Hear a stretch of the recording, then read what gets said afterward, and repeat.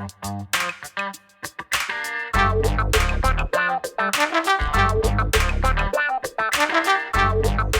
hey guys, Montel here, and welcome to this edition of Let's Be Blunt with Montel. I've been on the road for the last week and a half. I'm telling you, it's not been the last week and a half, for the last 20 days. I was in Europe from about the 2nd to the 12th, got back, and then jumped on a plane, ran up to Boston, got to see a lot of consumers up in Boston and a lot of different dispensaries, people who've been supporting the brand. And then I tried to get back from Boston 2 days ago, and I'm telling you, I had the travel nightmare from hell. Good thing I had my vape pen, because if I didn't, I would have probably exploded at least 2 or 3 times. But of course, because I was able to medicate and keep myself, relatively sane, I absorbed that crazy 2-day delay in getting home. I went to the airport, got to the airport, I think, Keith and I left. I got to the airport at 8:30, 9 o'clock. 9 a.m. On Tuesday morning. My flight got delayed 5 times. Didn't get off the ground until 5:30 at night. Got off the ground, got down here, was getting ready to come. I'm flying to Miami. And so I get that ready to get to Miami, and thunderstorms at the Miami airport had shut down all arrivals. So we had to be diverted. So I got diverted to Orlando. Get to Orlando, and absolutely insane, because they diverted like almost 15 flights at the same time. So everybody was diverted to Orlando. And I'm telling you, the airlines were not necessarily, I will complain just slightly, they were not necessarily the most helpful to some. But I have to say I was very blessed. I ran into one of the people who was a gate agent, and kind of pulled them aside and bum rushed them before they had an opportunity to say no. And the next thing you know, they were really taking care of me. Got taken care of. However, I didn't get out of that airport until almost 1:30 in the morning. Didn't get to a hotel until 2:30 in the morning. Didn't get to bed. Then got up, had a flight rescheduled for yesterday. And that was even insane. Arrived at the airport on time. And that flight started getting delayed 15 minutes at a clip. And I was like, oh no, please not again. But fortunately, I was able to get off the ground and get home. Got in late last night. And I'm telling you, that whole thing about travel and travel nightmares and time zones, it's real. But I will tell you, the one thing that's the equalizer is your cannabis. I'm going to tell you that right now. I think in the last, I literally am a cannabis traveler, either using before or right after I arrive in different locations. And that seems to help assuage some of the jet lag for me, because immediately it'll let you get to sleep. When you get up, you know what I mean? It'll fire you up and get you up enough that, the jet lag doesn't hit me as hard as it could. But I'm telling you, this has been a rough couple of days. I'm trying to get back together, and so glad that I'm back, and I'm glad that you're back. Listen, because I've got a really good show for you today. My guest today is a 20-year veteran to entrepreneurship. He's been doing so in experiences across design and engineering and precision manufacturing, brand development, corporate modeling, financial modeling, and multi-state international cannabis licensing. He first launched his business as a hemp brand and later obtained licenses to manufacture and distribute cannabis products. He is the co-founder of Franklin's Stash House in Missouri. Michael Wilson, thanks so much for being a part of the show today, sir. Thank you. Thank you very much for having me. Excited to be here.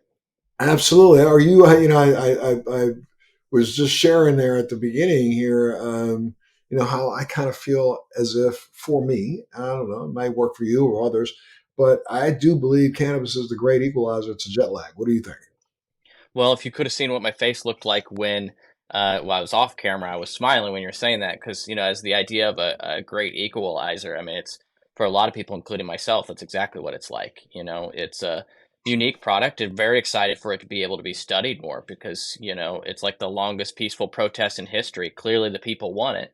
And Absolutely. there's obviously value to it. It's healing, and so It's it's value exciting to be a to part of that product and industry.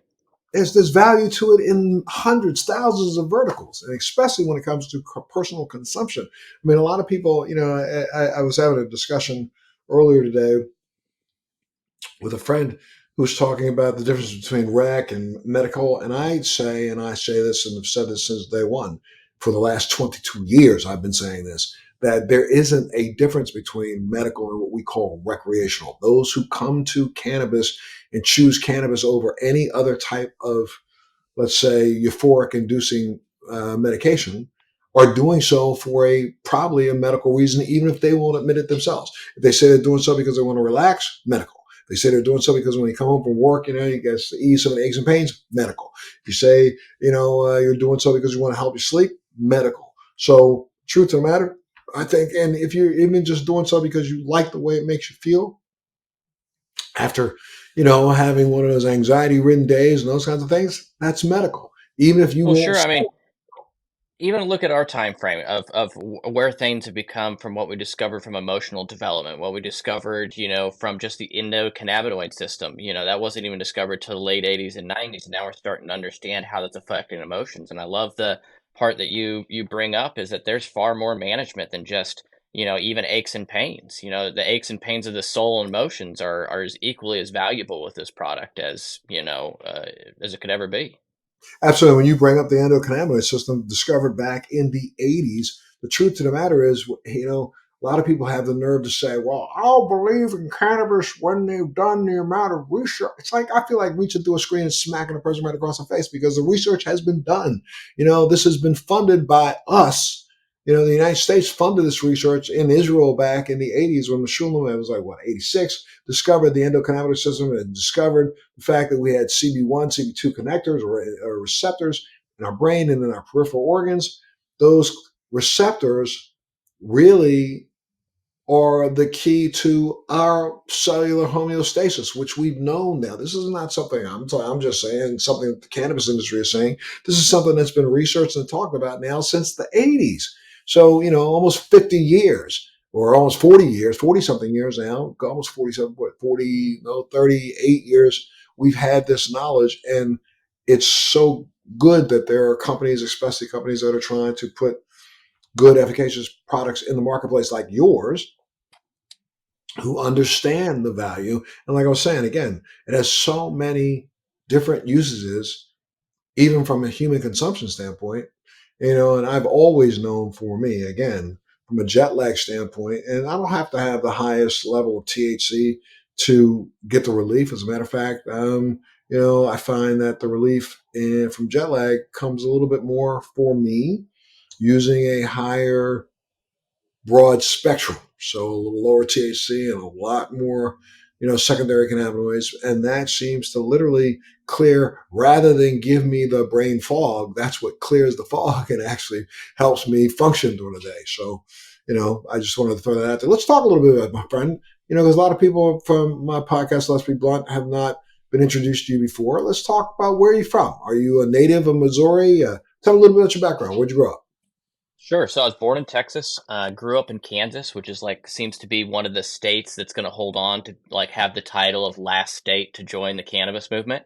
So a large part of this, came from being Kansas resident with a friend of mine that lived in Kansas City, Missouri, and saw the opportunity when the 2018 Farm Bill started rolling out, and I started understanding that like our government was actually starting to get semi-serious about cannabis. It really started to pique my interest, and then saw an opportunity when some good friends of my family called me up and said, "Hey, we're trying to pursue licenses in Missouri. We know you're a smart business guy, and we'd love to work with you and see if we could win some licenses." And this was like 2018, 2019, and we wrote 18 successful licenses in Missouri, which was most in the state, and was of course an incredible feat. And the unique part of that is I was just at the time a consultant, a hired guy to come in and work on a business plan competition. But then I went, wow, maybe there's some more opportunity here for someone like myself. I'm getting in early. Maybe there's an opportunity to go buy a license. And so I raised some capital, got with some partners and friends of ours, and bought a license and brought a license to market under the name Franklin Stash House. And where And did that come from? now, yeah, so Franklin Stash House is an interesting name. So my business partner and I, Ronald Rice, are sitting there going, "What's a name that would be great for this business? That's something we could all agree on. No matter who you are or what your background is, what's something we can all agree on?" and we thought to ourselves, we all love, let's think about it, money and weed. Benjamin Franklin, Stash House, Franklin Stash House, and the company was born. And we thought that had a good ring to it. So, having the $100 bill on it kind of helps us. But it's a good brand. We've enjoyed it. Well, you said that your family reached out to you because they recognized that you had entrepreneurial expertise. Let's talk a little bit about that. What were you doing before they even reached out to you to ask you that made them say, I think this is the guy we ought to look at when we try to start this in business? What did you get into? Where did you go to school? Talk to me. I mean, I was fortunate enough that I had a father who was a sales guy and then an entrepreneur and a very smart guy who built a business from, he's kind of a rags to riches story, grew up in St. Joseph, Missouri, and gave me a wonderful life growing up and, put me through some great education, KU for my undergrad, UMKC for my graduate. But, all of that formal education, of course, helps me in entrepreneurship. But I've had an entrepreneurial bug since I was 16-ish years old. And a lot of people have known kind of my journey since I was 16. I finished college when I was 20 years old. I got my MBA when I was 21. So I finished in 2 years, and I've kind of been pursuing businesses ever since. And ultimately, I wound up developing a venture that was very well known internationally called Nile Watches. And this was a company where we manufactured luxury watches right here in America with Swiss movements, and we were competing very well back in the time before Shinola was out. They were a competitor, several other brands, and it was a great business, and then it didn't work out. And I'm an entrepreneur that's had the experience of what it's like to go build a dream and a vision, and then lose it to bankruptcy, and have to go through those experiences. And that's kind of where my cannabis journey actually starts. Is I wasn't I'm not a 30-year pothead journey. That's not my story. Now, while I'm a daily consumer and this is something to me that's just as much medicine as you discuss. My journey didn't start until I had a business bankruptcy and I started questioning my value and worth in the world, and you start looking and reflecting upon yourself and trying to heal from whatever traumas that you have. And cannabis became an outlet of that. And it convinced me so much in its powers that I started a whole business around it, so it's been an incredible journey to get here. But I mean, I think that's, how did somebody call me and say, "Hey, we want you to be on the team"? These people had known my dad and they knew me since I was, a little kid, and I interned for more when I was younger, and they just kind of gave me an opportunity. We didn't know what was going to happen with it, but I've always been, a self go getter kind of guy and an entrepreneur to my blood, and and a lot wide experience and range that comes with pursuing entrepreneurship for 20 plus years. Sure. Now, that when the hemp bill passed, you entered this business in the hemp market, correct? Let's talk a little bit about. That's correct. The very first ever cannabis related thing that I ever did was we were one of the first cultivators and researchers of industrial hemp in the state of Kansas. And if we remember back to then, 2018, Pat Roberts was a part of those bills, and so there's a few states like Kentucky and Kansas got like first run access to really study this plant. And we did an indoor grow of hemp plants, and this is back before like CBD flower was real big, and at least out in our region. And it's still a very tough regulatory environment from the consumer standpoint, but they allowed you to produce it back then. And, there really wasn't a lot of money if you couldn't sell it. Kansas locks down their laws to where you could produce industrial hemp, but you just can't sell it anywhere in the state of Kansas. You got to ship it somewhere else. And so that became a losing business model. And, I'm an entrepreneur at heart. I love to plant, but I got a really good opportunity to move from an indoor grow to a greenhouse grow, work on research projects and really focus it from a medical side and learn how to report that back to the state government in a way that was actually useful to them, so you could be a good steward of the license. And it was great. It's kind of where we got our teeth cut into it. But the cannabis space in itself, especially with limited licenses like Missouri, is far too appealing to not want to focus large part of your attention and time on, especially when you can make real products and real But you innovations. were initially making real products in the hemp space, meaning, I guess, you weren't able to Mhm. sell your hemp pre rolls in Missouri? No, we couldn't sell them in Kansas, but we could in Missouri. So we actually, one of the first products that Franklin Stash House ever created was a hemp blunt. And this actually happened, it's a very interesting call. A guy that owned about 15 different retail chains, convenience stores in Kansas City called and said, "Hey, I heard of this brand named Legals. They're selling these hemp blunts, but they're not very good. I know you could make me something better. Why don't you come here and see what I'm talking about?" And the guy's name's Babir Sultan with Fave Trip. And he said, "Come on down." And I went and looked at it. I went, wow, this guy's right. He found an opportunity. And you're right. I could make something better. And so we developed out and recognized that, like, there's a large part of culture that, like, if you think about it, has any rapper ever said, I want to go hang out and smoke a pre roll?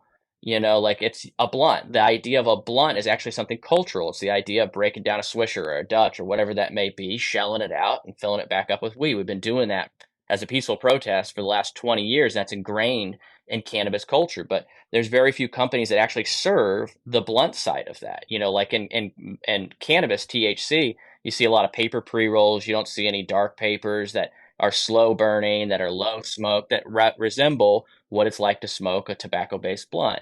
And that's really where we got our start. We made these hemp blunts with fresh hemp bud, locally grown. Started selling them in convenience stations, and we had, I think, a total of 11 convenience stores that were selling our product, and we were doing really well.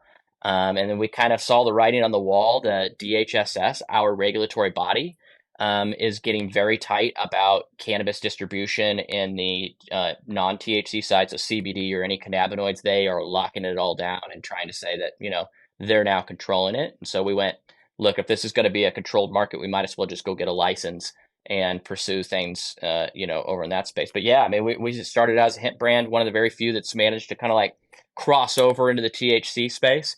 We're no longer in the CBD side because the regulatory environment's too murky when you play the two of those.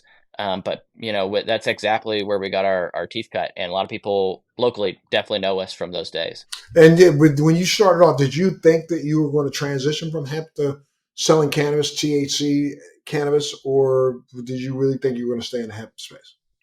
I really always believed, and when I met my other business partner, Andy Miller, who owns Guys and James Lemonade and whatnot, that's actually where our conversation got started. Was we were going to have a hemp protein distributed in Hy-Vees throughout the city from a brand that we had called True State at the time, and it quite frankly, we wanted to be in both spaces. We had like a whole business model for that, but because of regulatory environment, we had to shelve it for now.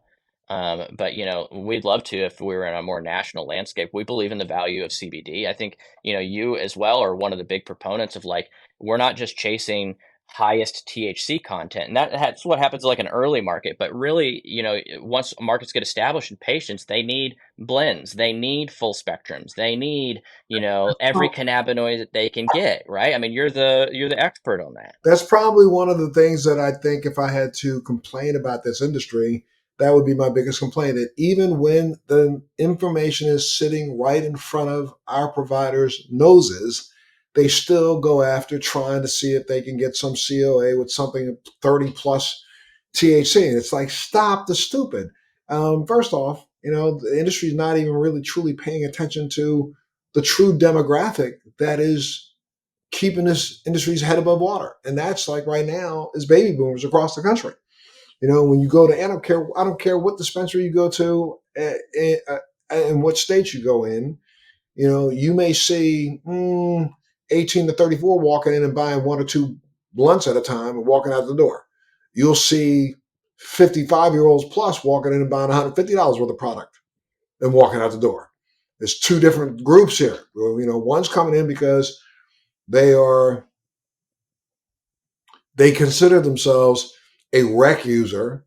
The others coming in because they know the value of the overall product and the spectrum of the product.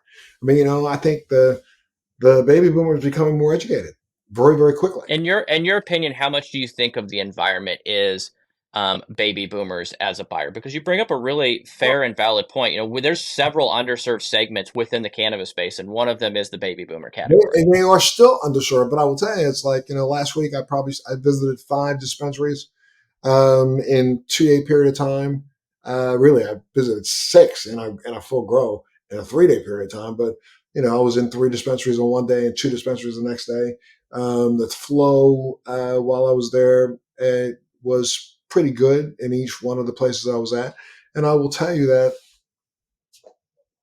because they knew I was going to be there, my demo shows up. However, when I'm talking to the people who are the managers, they've said the exact same thing. The baby boomers show up, and a couple years beyond baby boomers, they show up. They have $100, $200 in their pocket. The younger demographic, and I'm not knocking the younger demographic, they show up because they just, they don't have the same amount of disposable income.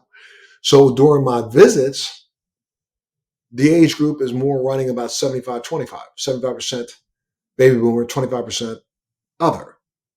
When I'm not there, they probably run about 45% baby boomer, 55% other. And that's only because, and I'm not saying this in any, detrimental or aspersion way. Again, most of our dispensaries are all caught up in trying to get that kid through the door. And it's like, you don't have to go after the highest THC user. You can go after those who, Yep. and you're going to find that a lot of baby boomers aren't, unless they understand what I'm trying to do and what you've been trying to do, people like yourself have been trying to do, mixing some of the other monocannabinoids together, bringing down that THC level so that the experience isn't one that's overwhelming the first time or the fifth time. The baby boomers looking for that. They're not looking to walk in the door and not be able to function. They're not looking to walk in the door and It's being so high that they can't go do something. They want to continue to work. They want to feel good all day long. They want to have something that will help them feel good all day long. And then they also want you to explain it to them. They're not just buying what you say. Give me some data that backs it up. Tell me where I can go find that data myself, and I'll go look it up myself. That's how the baby boomer is. Very, very discerning audience. Yep. And that's what I think this industry is sadly sorely missing. Because one more thing with the baby boomers, sorry, I'm on my tirade right now, backing up my boys, but my boys and girls, Preach, I preach. got to, my brother. I mean, if you go across America looking in every single state that has passed a recreational bill and it's been done so legislatively, look at their legislature and see who's sitting in those offices, whether it be right or left, they're all baby boomers. You're Why? absolutely right. Right, And that's Kansas. I mean, look right. at Kansas right now. I mean, the legislator there, it's a far older legislator than may be favorable to the thing that is cannabis. And the And new ones are coming in. You got a legislation probably now running in most of the country about 50, 60%, 60, 65% baby boomer, and the rest is older. Well, those older people are the ones who've been thwarting our ability to move cannabis forward.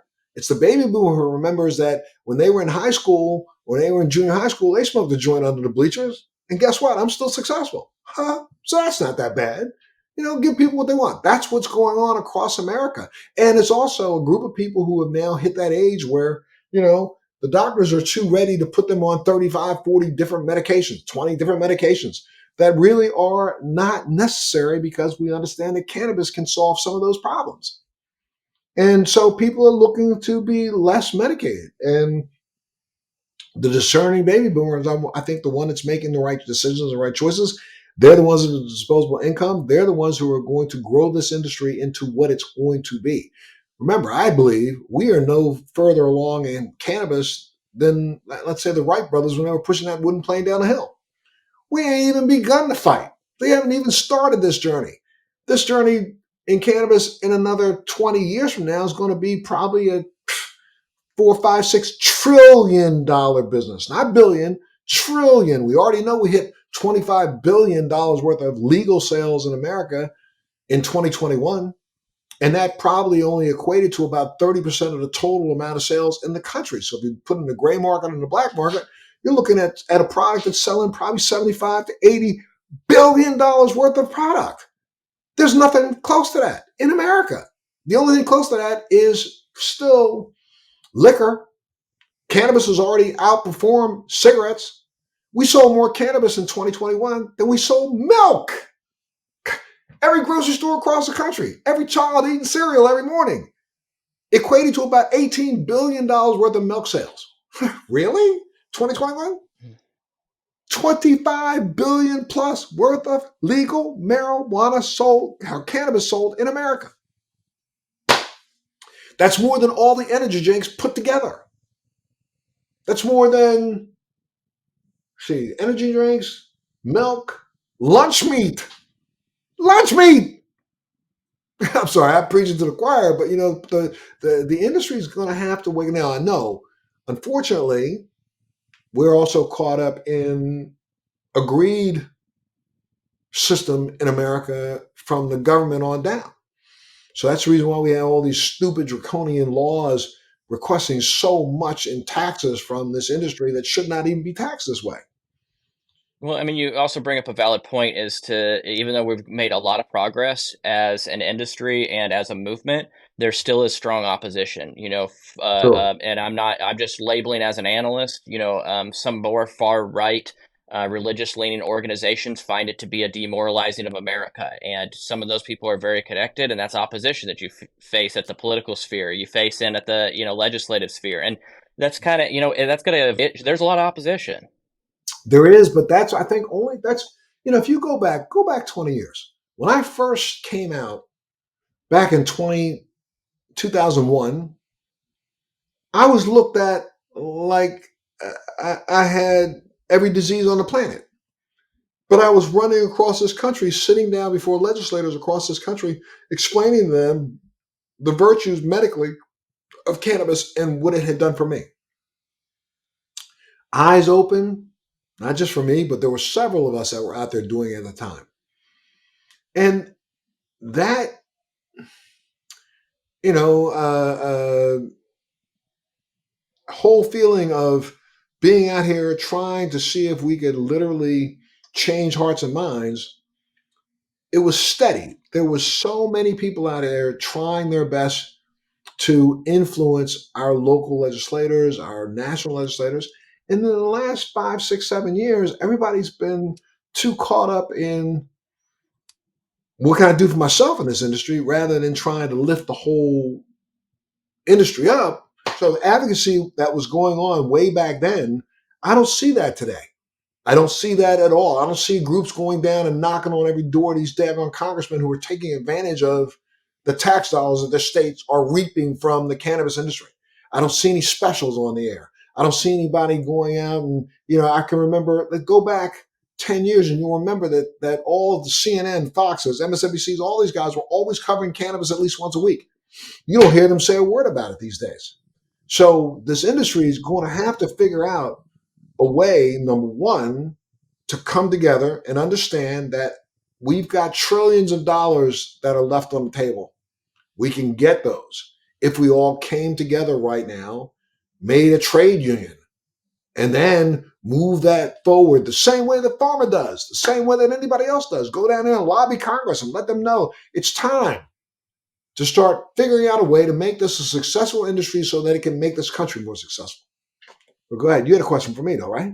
Yeah, I mean, it's a very interesting story as you tell all of this. It's I'm curious, what is it about cannabis or this industry that's driven you to go literally city by city to campaign to move forward legislation for cities that you don't even live in? Like what's that journey? What drives you? What's the passion behind that? Well, I mean, a lot of maybe you don't know this, and I'll take you back on memory lane, but way back in 2000, I got diagnosed with MS. And from 2000 to about 2001 and a half, I literally almost became one of those statistics in opioid addiction before we even started talking about it. The country wasn't even facing the fact that we were in a opioid crisis back in 2001. We didn't start admitting to opioid crisis until about 2011. And still now today, we're not even admitting to the fact that that crisis is bigger than it was before the pandemic. We're not even talking about it anymore. It's almost like it's going over everybody's head. So back in 2000, when I got diagnosed with MS, you know, the doctors, their only course of action was to addict people to, these nefarious substances that the pharmaceutical industry was coming up with, knowing that they were going to addict us. And I had a doctor who back in 2001 said to me, I'm done, dude. I'm not writing you any more prescriptions. I know what you're doing. I know you were doctor shopping to get as many of these things as you can. I'm not going to do it anymore. And I'm going to put your name, I'm going to submit your name to, the DEA and let them know to keep an eye on you because you're getting too much of this stuff. And stop. You're going to kill yourself. However, I heard of this stuff called, I don't know, that marijuana stuff where, there's some version of it. I don't know, CBCB, something like that. I don't know where you look it up. You're a smart guy. And this is what the doctor said to me in 2001. You look it up, but I'll bet you might be able to find some relief from that because I have some other patients who have said that they found relief from that. I started doing my research back in 2001 and I never looked back. And once I figured that out, stopped using the opioids, I dumped probably 1,000 back then. It was precursors to Oxycontin, something called Talon and another drug I won't even give the names out because I don't want the pharmaceutical industry coming after me. But I dumped a whole bunch of stuff down the toilet and said, I'm done. Threw it away. Grab some cannabis. And back in 2001, 2002, I was looking for high CBD plants back then before anybody even knew what it was about.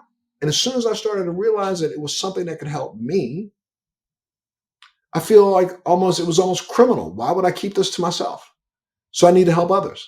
And I've written about it in a couple books. You can go back to one of my earliest books back in 2002. I was talking about back then how I did an open letter to the president about cannabis and about the fact that this was an alternative to addicting us to these other harsher drugs. So I feel very strongly about, we all have a responsibility. We're just not here to pass through. We have a responsibility to our fellow man. If you learn something that helps, that works for you, and you don't share that with others, how dare you? You know what I I mean? think And you bring so, up a really very interesting, valid point to touch on. There is the morality behind this plant, this product, in this industry, and I think we absolutely agree that there's been a sense of greed and nefarious activity that's been in cannabis because it's a green rush, and it really leaves behind the people that matter, which is patients, which is right. the core people that are continuing to spend dollars on this for whatever form of relief they are, and you know, I used to be so angry with the fact that when I go to conferences and I go see things and I hear all these people speak, they forget to even think about those people who were arrested on gurneys in their homes back, 2000, 2001, 2, 3, 4 across America. People who were rolled out with handcuffs on them on a hospital bed and an IV coming out of them just because they had 4 or 5 plants in their backyard. That's where this industry's back was built on. And for this industry to forget that, how really, honestly, I have very little respect for those that I run into in this business who don't want to remember where we came from.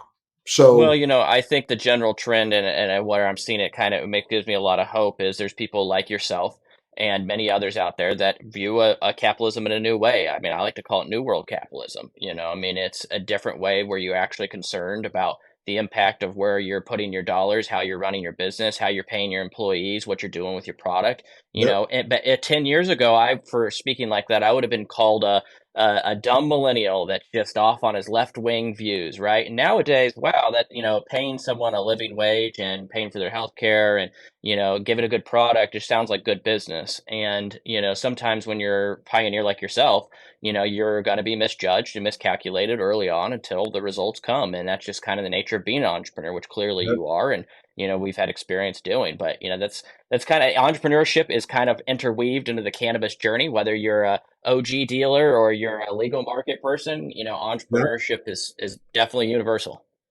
Absolutely, absolutely. And so, I mean, I'm just so glad that people like yourself now are in an industry where you know that you're making a difference. You are providing product that your consumers, I'm sure, give you feedback to every single time you put a new SKU on a shelf. They let you I mean, know, yeah, that's what I missed. that's exactly, we kind of talked about this when we were in Miami, but it's, the concept of like, how do you do good in this business? You got to listen to your customer. I love when they interview Jeff Bezos and they like ask him like, why are you so successful at Amazon? And he like jokingly says, but it's true, he's obsessed with the customer, what the customer wants, how they want it. And when you do that and you actually listen to your customer and you provide them some type of mechanism to be heard and you can translate that into a product. I mean, that's how you win. I mean, at the end of the day, that's product development is developing what consumers want. And in cannabis, that could change very quickly. The Absolutely. trends change very fast. I've said this all along. One of the other problems with this industry is that again we stagnate. We make one or two things and then people sit back and rest on their laurels. You know, Innovation is how we will literally not stagnate. Without innovation, you do stagnate. So, I applaud what you're doing in constantly looking to put new SKUs on the shelves and to offer the consumer, consumer centric products that they've already asked for. And there's enough of them out there. And so, I'm excited about maybe the opportunity of us even getting together and talking about some of this and working through some of this and introducing some new SKUs in your marketplace there. Because I think that Yeah, I think Missouri's a very exciting market for these things. I think a testament kind of wrapping together some of the multiple things you said is Franklin Stash House produces and works with brands that are typically more commercial than a lot of people would see before. And by commercial, I mean, like we're working with James Lemonade, that's a 40-year-old brand. We're working with Guy's Chips, that's an 80-year-old brand, right? And we're working with all these things that didn't exist in cannabis because we're providing a mechanism for these companies that's so professional from a distribution standpoint, a payment standpoint, a legality standpoint, that they're now starting to get interested to come over in this category, right? And that's a very different business model to be a co-manufacturer or a white labeler and have your own brands. But in a state like Missouri, I just think that it's a state with very few brands. And I think there's plenty enough room for more brands. And I believe that Franklin's can be one of those companies that works with a whole multitude of companies, whether that be CPG or CBD brands that are wanting to cross over into the space to develop real products. Like that's the way it should be. You go to Illinois, you're never going to find that, right? You're only going to find 6, 7 people control everything, and it's only their brands that they'll produce, and they have no interest in producing anything that the people actually want. From a voicing standpoint, and that's kind of where I think we could capture. It's a local play. We're a smaller business than a lot of these entities, but we're real people, and I think that's what's interesting about like these kind of type conversations. I think long term that individuals that are like ourselves, entrepreneurial long term players that stay true to the fundamentals of business, in 5 years by 2030, a lot of these bad actors are going to get completely wiped out. Wait until something like, and I don't mean to get too much off onto the mental space here, but wait until like an AI robot comes out for metric compliance, and right, watch what happens when state by state those types of things roll out. These bad actors, these bad things will eventually go away, in my belief, by technology. But our industry has a lot of work to do, and as you said, hit the nail on the head. We have a lot of work to do. This is just the start. It isn't even federally decriminalized yet, guys. So right. there's still more work to do that we all got to put forward to get products out there. And there's so much space and equal space on the playing field for so many. You just have to get there and be willing to play, I say, well together. You know what I mean? And I say that in the sense that there's going to be the players that are going to be putting product on the marketplace that are not healthy products for the consumer. And the consumer is going to start looking at the space and starting to ask for how can you make it healthier in any way, shape, or form. And again, innovation stops you from stagnating. And so as long as you continue to innovate, the people you build it, they will come. Talk a little bit about the process of raising capital for this business. I mean, it's got to be tough. And in a market like Missouri, I would bet you extremely tough. Oh, sure. Cannabis is booming. So, it is, as Missouri cannabis, we're doing like 100 to $150 million a month in the state. So it's a multi-billion-dollar state with limited licenses. So there is a little bit of the advantage that you're offering when we went to raise capital. We bought one singular license, a manufactured infused products license, extraction license, that allows us to buy bud and convert it into anything. And we went to go raise capital, and I mean, I probably had easily 80 to 100 conversations with VCs, bankers, every option that you could find. We had no interest in any form of debt financing. I was trying to build a business model that I got in as cheap as possible and let my cash flow drive the expansion and growth of my business. And so, we raised $2 million in total back in January of 2022, bought a license, built it out, turned it online, hired 12 employees, and got over 30 SKUs into the market in less than 9 months. And then we were able to just get into market right before rec. And then it rolled into the rec market. And when the rec market hit, it was like I was never going to need to raise probably another dollar again.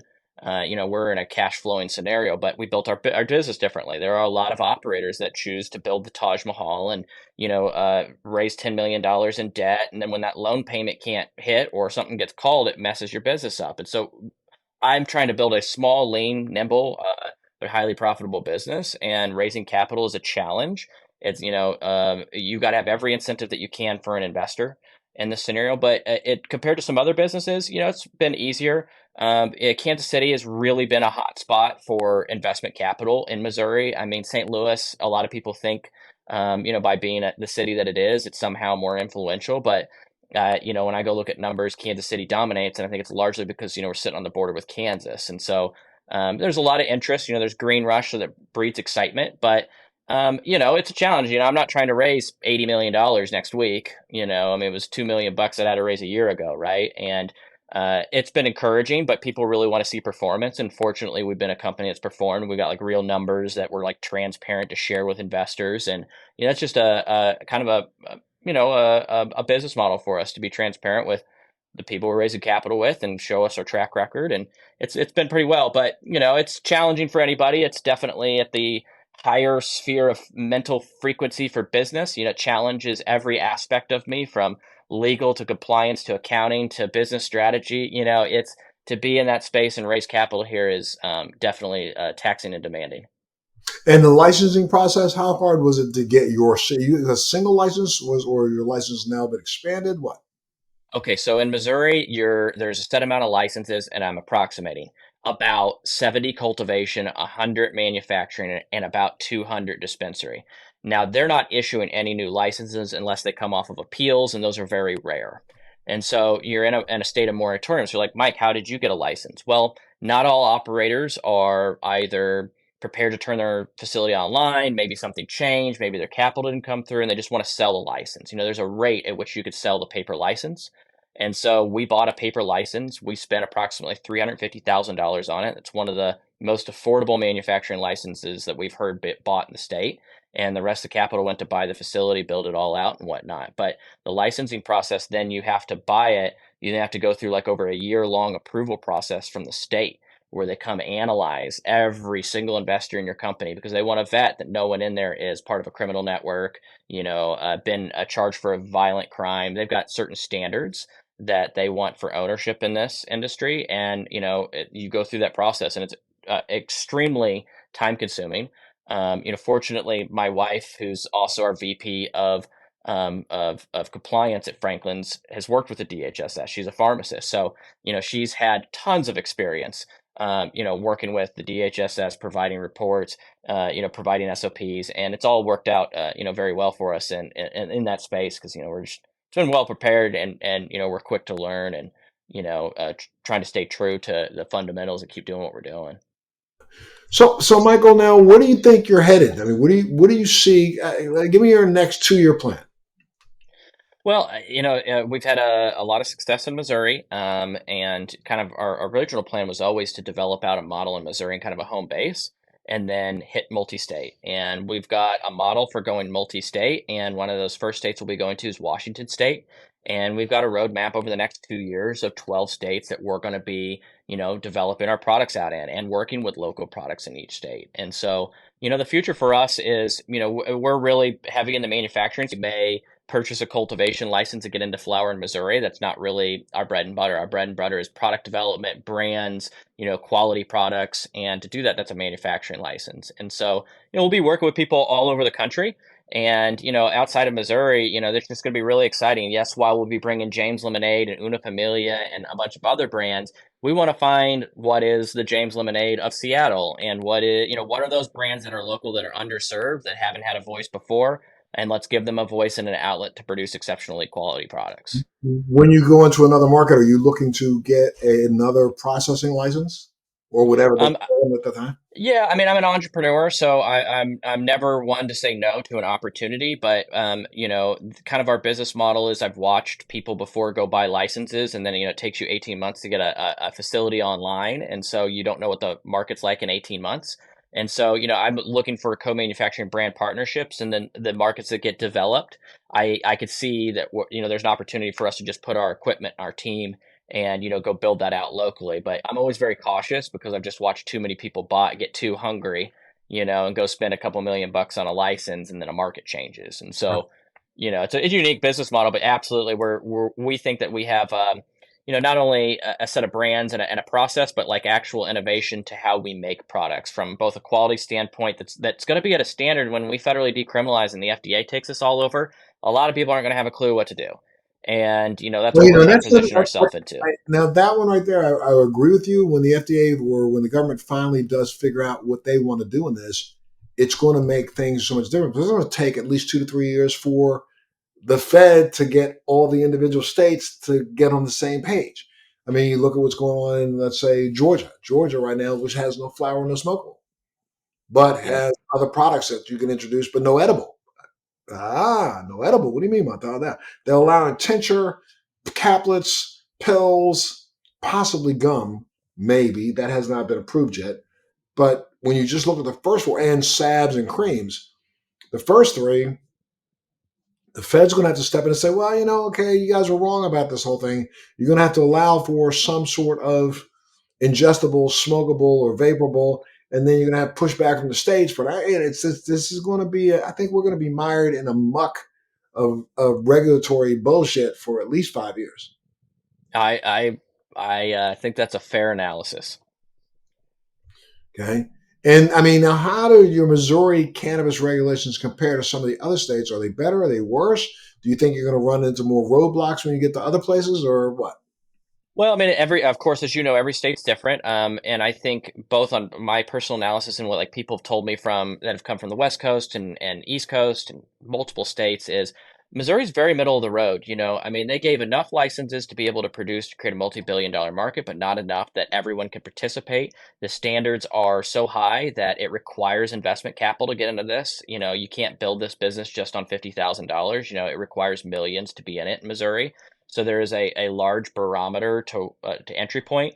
We are regulated by the Health and Senior Services, which is now called the DCR, which means that you're under a health department review rather than an alcohol or tobacco type of group, which is it's always focused on public safety. And so what I think you're going to find out of Missouri is it's an incredibly well-run economic state, but it's going to be a challenge and difficult as we get larger and things move along and legislation starts to change because they're very interested in public safety. So that means more regulation on labeling and packaging, and I don't mind. I quite frankly am okay anytime you level the playing field and you want to add more regulation and make the product safer and whatnot. But when you want to add regulation and additional interpretation, which is not pro economy, which is not pro consumer, which is pro anything else, whether it's political interest or anything else, that's where I start to have issue with it. This is a product and an economy that has to work well, and we need to be working towards that. And so in Missouri, I've got a lot of faith in. I wouldn't be as deeply invested, but what I think I'll find when I go to other states is that it's so dynamic that it's going to. I mean, it changes. Missouri is great today, but what happens if we get a new group of legislators in and they open up all the licenses and the market gets flooded? I mean, like that's a real concern. But Missouri is politically integrated in the sense that like there's a lot of players from the industry that have a voice that have trying to been educating the DCR and the DHSS about what works and what not. And I think that relationship, the intergovernment relationship, has worked pretty well. I'd love to, of course, see more as an entrepreneur and brand person. I'd love to see some more relaxation on some rules, but from a DHSS perspective, they've been pretty reasonable, and I think it's going to be more reasonable as this gets developed out. And we're fortunate we don't have like an excise tax, so it's not like anything's over or underfunded, but it's pretty well balanced. And I mean, quite frankly, it's a good market. I can't say that like it's like the top one or two by dollar volume in the nation, but it is a $1 billion plus industry. That's excellent. Well, Franklin Stash House, I'm telling you, people wanted to go and get more information. Where would they go?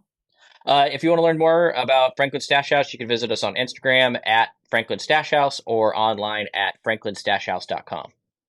Excellent. Well, my friend, thank you so much for being a part of the show today. Thanks for sharing your knowledge. I can't wait till we have an opportunity to actually sit down and start talking and parlaying. And so I'm looking forward to it. I hope I can be of some help to you, and hope that we can find a synergistic way to work together. Likewise, I appreciate you having me on. It's always a pleasure to talk with you. And if you ever want to hang out and have a smoke session, talk some more, please let me know. We would Oh, enjoy no, it. no ifs, ands, or buts. I'd love to bring you down some of my products so you can even test it out yourself. This Okay? sounds great. Sounds like it's a language exchange for weed products, right? There you go, my friend. All right, you be well. Take Thanks. care of You as yourself. well. Thank you so much again. And thank you for tuning into this edition of Let's Be Blunt with Montel. Thanks for joining me on Let's Be Blunt with Montel. Please make sure you're subscribed and hit the bell to be notified when new episodes post each week. We'd love to hear your feedback also, so please send us your comments.